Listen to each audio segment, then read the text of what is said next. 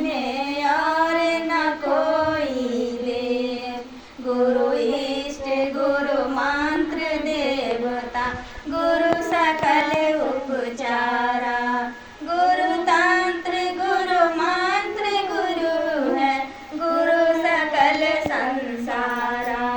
प्रथम देव गुरुदेव जगत में और न कोई देव। गुरु आवाहन ध्यान मंत्र है, गुरु पंच विधि पूजा। गुरु पद हावि काव्य गुरु पावक, सकल वेद गुरु पूजा। प्रथम देव गुरुदेव जगत में और न कोई देव। गुरु होता गुरु एक महाराज, गुरु भागवत ईसा। गुरु ब्रह्मा गुरु विष्णु सदाशिव, इंद्र वरुण दिग्दोषा। प्रथम देव गुरुदेव जगत में और न कोई देव। बिने गुरु जगदान यज्ञ व्रत, तीर्थ फल नहीं दाता। लक्ष्मीपति नहीं सिद्धि गुरु बिन, मीठा जीव जग जाता। प्रथम देव गुरुदेव जगत में और न कोई देव। हर हर महादेव दया करो। सुरती के डोरिया गगन बीच लागला, लागी गेल गुरु से सनेहा हो। घोर मोर जोगिया मन हरि लिहालन, जनम जनम के सनेहा हो। सुरती के डोरिया गगन बीच लागला, लागी गेल गुरु से सनेहा हो। गुरु मोर जोगिया मन हरि लिहालन, जनम जनम के सनेहा हो। भव जल नदिया गम बह धरबा, भव जल नदिया गम बह धरबा हो। सुदियो न लागै बारंबार हो, कैसे के पार उतरबै हो बाबा।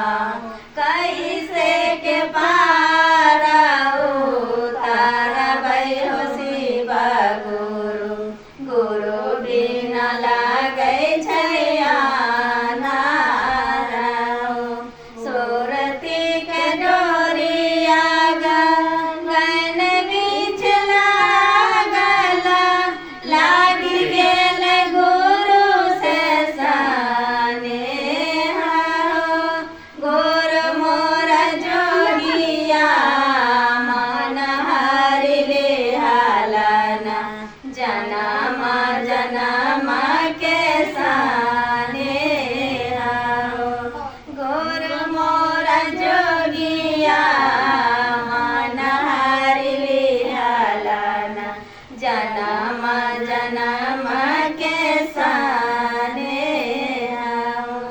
सतस कीरति के नैया हो बाबा, सतस कीरति के नैया हो शिव गुरु। सुरती के लागल पतवारा हो, सुरती के लागल पतवारा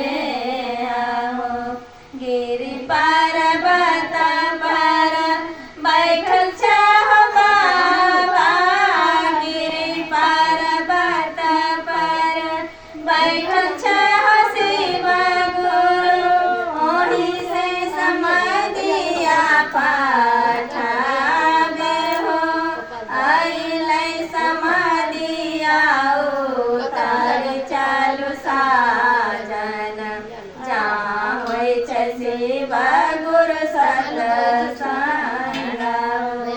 आइलै समाधिया उतारि चलू सा